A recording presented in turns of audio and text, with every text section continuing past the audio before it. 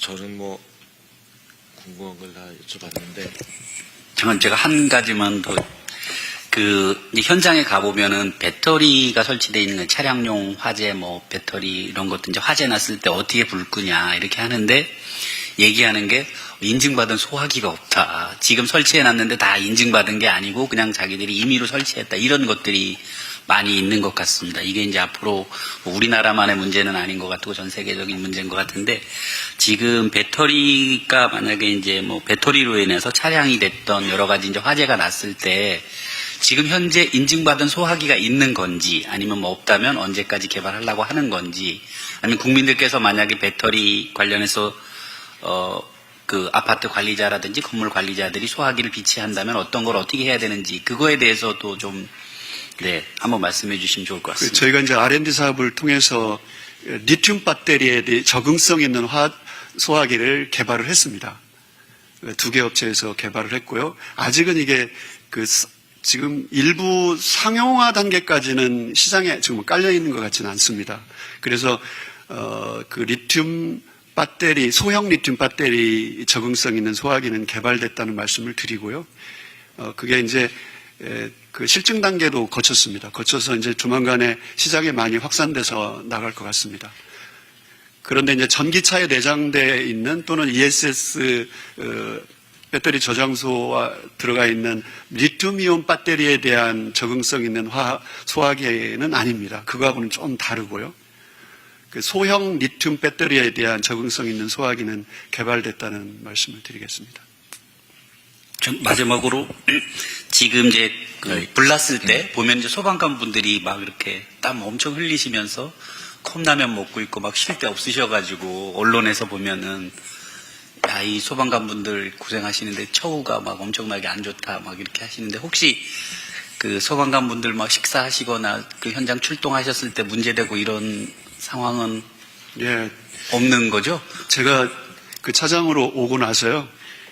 데이터 센터하고 울산하고 광주 현장, 붕괴 현장에서 보니까 지자체에서도 그렇고 행안부에서도 그렇고 또 적시타 단체에서도 그렇고 즉각적으로 초기에 식수 문제를 굉장히 이렇게 보이지 않게 세팅을 금방 합니다. 그래서 현재 이제 소방관들이 그런 어려움은 없는데요. 또 혹시 좀 살펴보겠습니다. 우리 차관님께서 또 그런 부분을 또 듣고 말씀을 주신 것 같아서 혹시 그런 부분이 있는지 다시 한번 또 현장 발생하면 현장에서 직원들의 애로사항이 생기지 않도록 이렇게 좀 챙겨보겠습니다. 예, 전기차 화재 문제에 대해서도 저도 질문을 할까 했는데 이따가 소방안전기술원 보고할 때 그때 한 번 더 짚어보기로 하고 좀 준비를 해주세요. 이왕 또 말씀이 나왔으니까 우리 안전예방 실장님. 예. 네, 장관님 안전예방 정책실장입니다. 장관님 아까 말씀 주셨던 소방관 마음치유 지원과 관련해서 저희 안전문화운동협의회라고 해서 공기업과 민간 기업들이 참여하고 있는 협의회들이 있습니다. 저희가 그 협의회랑 좀 협의를 해서 저희가 현재 되기 전에라도 제가 지원할 수 있는 부분들이 있는지 좀 저희가 확인을 해보도록 하겠습니다. 그래서 소방청은 협의해서 하도록 하고요. 그리고 연말에 저희가 또 순직 소방공무원과 유가족 예우 관련해서도 저희가 매년 연말에 안전가족분들, 그래서 지방정부, 소방, 경찰, 해경, 산림청의 분들을 초청을 해서 안전 동행 행사가 있습니다. 거기에서도 제가 그동안 유공자만 했었는데 이런 분들에 대한 것까지 저희가 포함해서 준비를 하도록 하겠습니다. 예. 그렇게 해주시고요. 시간이 조금 남았는데 한 가지만 더 우리 노후 아파트들 이제 스프링클러 의무화되기 이전에 설치된 건축된 노후 아파트들 문제가 있지 않습니까? 얼마 전에 그래서 이제 우리 어린 아이들이 화재 현장에 있다가 희생되기도 했는데 노후 아파트 화재 예방에 대해서는 지금 그 뒤에 어느 정도 점검이 됐는지, 그 다음에 또 이제 어린이 맞벌이 부부들 같은 경우나 조선 가정 이런 것처럼 어린이들 좀 이게 돌봄 취약 세대에 대한 화재 시 대응 체계 이런 것들은 어떻게 준비하고 계신지. 예. 전국의 그 노후 아파트 중에서 스프링클러가 설치되어 있지 않는 노후 아파트가 제일 문제고요.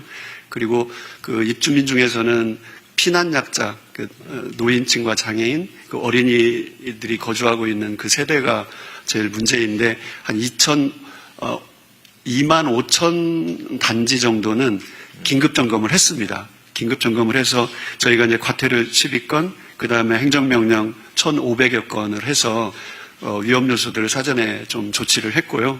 그리고 초기에 그 피난을 돕기 위해서 그 단독 경보형 감지기를 보급 사업을 하고 있습니다.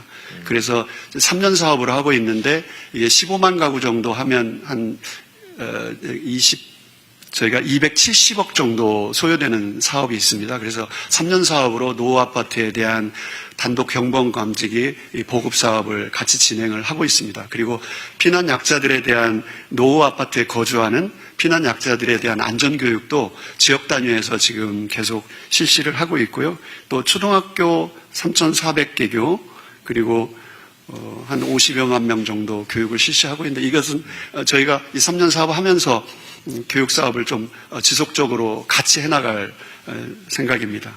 그리고 한 가지는 미리 등록하면 피난약자들에 대한 정보가 119 상황실에 미리 등록을 하면 화재 신고가 접수되는 그 초기에 그분들한테 메시지를 보내서 미리 대피할 수 있는 화재 안심콜 제도를 금년 1월부터 지금 시행을 하고 있습니다. 그래서 이것을 좀 홍보를 좀 해서 많은 분들이 이 서비스를 이용할 수 있도록 그렇게 할 생각입니다.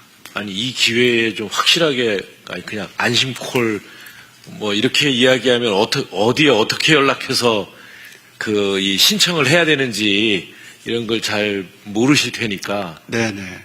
뭐, 어느 분이 확실하게. 화재 안심콜은요, 상황실에서 운영하고 있는 플랫폼인데요. 인터넷에 들어가셔서 본인의 개인정보들을 입력을 해서 신청서에 개인정보를 입력을 하면 그 상황실에서 그 개인정보들을 플랫폼 안에서 관리를 합니다. 그래서 신고가 접수가 되면 저희가 그 세대에 자동으로 빨리 대피할 수 있도록 그 알림 문자를 보내는 체계거든요. 그래서 국민 여러분들께서 각 지역 단위 소방관서에 상황실에 홈페이지에 들어오셔서 신청서 작성하시고 개인정보 입력해 주시면 그게 이제 유사시에 저희가 상황실에서 활용되는 거기 때문에 많이 활용해 주시면 좋겠습니다. 청장 대행님, 이게 노인, 그 다음에 어린이들, 그리고 이제 장애인, 이분들이 이제 그런 인터넷 들어가가지고 하고 뭐 이런 것들이 잘 못하실 수 있습니다. 우리 본부장님 지방자치실에, 자치혁신실에 말씀하셔가지고 지금 각 지역의 통장들을 통해서 자기 지역 안에 이런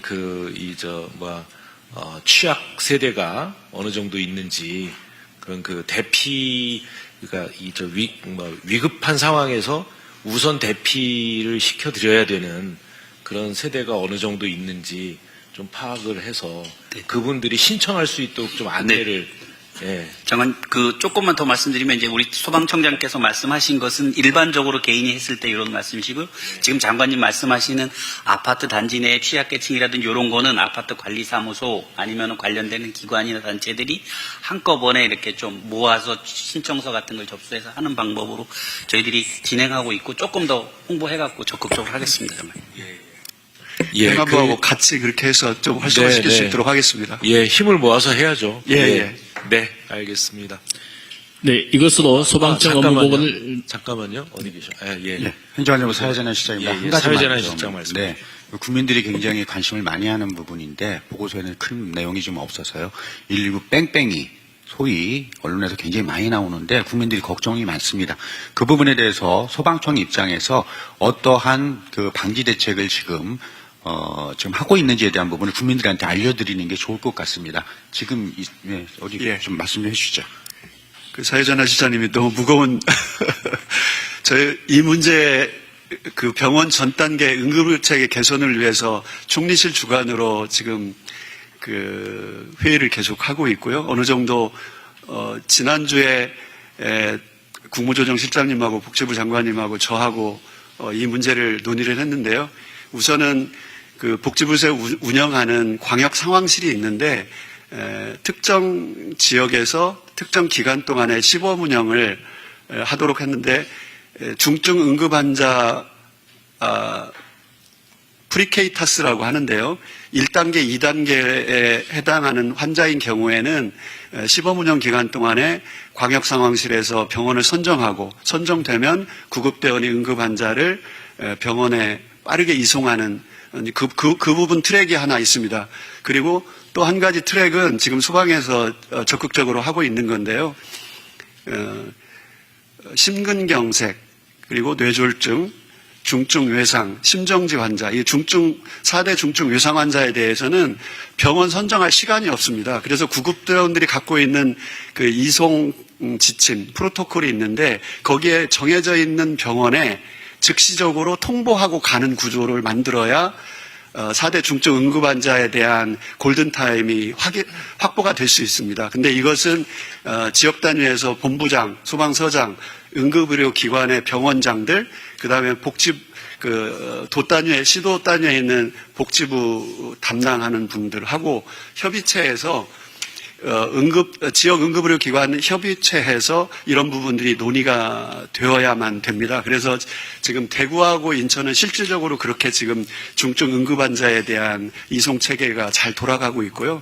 이것을 벤치마킹해서 좀 확산해서 다른 시도에도 4대 중증 응급환자는 1차적으로 미리 선정된 병원에 구급대원이 통보하고 가면 병원에서 수용하고 또 병원에서 최종 진료가 안 되면 2차 병원으로 전원을 하는 그 전원 부분까지 지금 논의를 하고 있는데 이게 좀 어려움이 많습니다. 복지부하고 같이 해야 되는 문제고요. 그래서 그 소방청과 복지부에서 중증 응급 환자에 대한 응급의료 체계 개선을 위해서 제도적인 것을 포함해서 실질적으로 지역에서 돌아갈 수 있도록 지역 단위에서 작동될 수 있도록 지금 하고 있다는 말씀을 드리고 조만간에 정부 차원에서 이 부분을 정리해서 발표를 할 예정입니다. 이게 왜 문제가 되냐면은 이전에는 응급실에 환자가 하면 무조건 받아야 됐지 않습니까? 의무적으로 예. 병원이. 근데 코로나 때 코로나 병상 체크하느라고 미리 이송하기 전에 병원에 뭐 병상이 있느냐, 감염이 전문 인력이 있느냐, 전문 의사가 있느냐 이런 것들을 이제 물어볼 수 있게 그렇게 이제 제도가 바뀌어서 그럼 병상이 없다 그러면 다른 데를 찾아보는 이런 게 이제 제도에 들어오다 보니까 문제가 됐거든요. 그러니까 이거 제도 개선을 빨리 해야 됩니다. 그래서 전염병 상황이 아니면 이전 체제로 돌아가야 됩니다. 예, 법적으로 개정 방안을 정리를 해서 행안부로 보내주시면 고맙겠습니다. 적극적으로 복지부하고 하겠습니다. 협의를 하겠습니다. 알겠습니다. 예. 네, 진행에 미흡한 점 죄송합니다. 더 이상 질문이 없으시면은 소방차 업무 보고를 마치도록 하겠습니다. 지금부터는